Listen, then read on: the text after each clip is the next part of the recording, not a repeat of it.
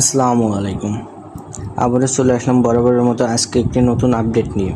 তো আজকে আমরা কথা বলবো যারা প্রথমবারের মতো মালয়েশিয়া কাজের উদ্দেশ্যে যাচ্ছেন বা যাওয়ার পরিকল্পনা করেছেন তাদের সবাইকে স্বাগতম। আজকের এই ভিডিওতে আমি এমন 10টি গুরুত্বপূর্ণ বিষয় নিয়ে আলোচনা করব যেগুলো থেকে আগে থেকে যদি আপনি জেনে যান মালয়েশিয়ায় গিয়ে অনেক সমস্যার হাত থেকে বাঁচতে পারবেন।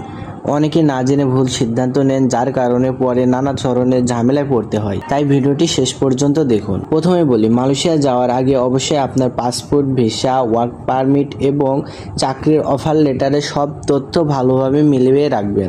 কোনো তথ্য ভুল থাকলে বাংলাদেশ থেকেই সংশোধন করে নিন, সেখানে গিয়ে দেখা যাচ্ছে এসব ঠিক করা অনেক কঠিন হয়ে যাবে। দ্বিতীয় বিষয় হলো, মালয়েশিয়া পৌঁছানোর পর আপনার নিয়োগকারী কোম্পানির নিয়ম কানুন ভালোভাবে জেনে নিন। কাজের সময়, ছুটি, ওভারটাইম, বেতন, তারিখ এবং থাকার ব্যবস্থা সম্পর্কে পরিষ্কার ধারণা রাখুন। কোনো কিছু বুঝতে সমস্যা হলে সুপারভাইজার বা HR বিভাগের সঙ্গে কথা বলুন। তৃতীয় গুরুত্বপূর্ণ বিষয় হলো, নিজের পাসপোর্ট ও গুরুত্বপূর্ণ কাগজপত্র সবসময় নিরাপদ জায়গায় রাখবেন। প্রয়োজনে মোবাইলে স্ক্যান কপি সংরক্ষণ করে রাখুন। অনেক সময় কাগজপত্র হারিয়ে গেলে বড় ধরনের সমস্যায় পড়তে হয়। চতুর্থ বিষয় হচ্ছে, মালয়েশিয়ায় আইন খুব কঠিন। সেখানে মাদক, মারামারি, চুরি কিংবা অবৈধভাবে কাজ করার বড় ধরনের অপরাধ। তাই সবসময় দেশের আইন মেনে চলবেন এবং কোনো ঝুঁকিপূর্ণ কাজে জড়াবেন না। পঞ্চম বিষয় হলো, নিজের বেতনের হিসাব সবসময় লিখে রাখবেন। প্রতি মাসে কত টাকা বেতন পেলেন, কত ওভারটাইম করলেন এবং কোনো টাকা কাটা হলে তার কারণ জেনে নিন। প্রয়োজনে বেতনের স্লিপ সংগ্রহ করে রাখবেন। ষষ্ঠ বিষয় হচ্ছে, স্বাস্থ্য ভালো রাখা খুবই গুরুত্বপূর্ণ।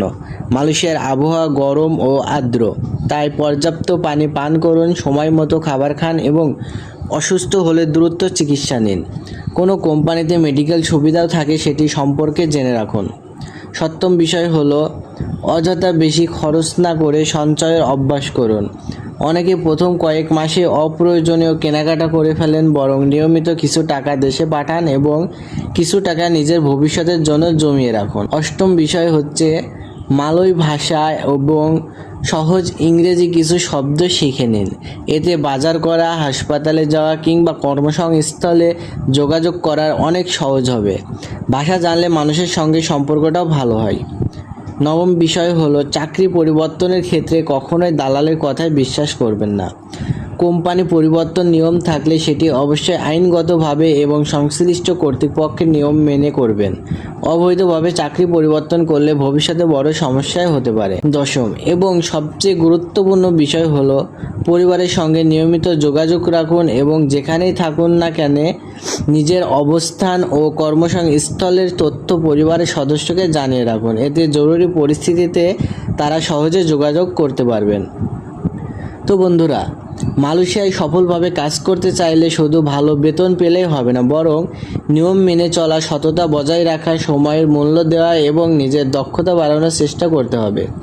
যারা পরিশ্রমী, সৎ এবং নিয়মবর্তী থাকেন তারা ধীরে ধীরে ভালো সুযোগও পান।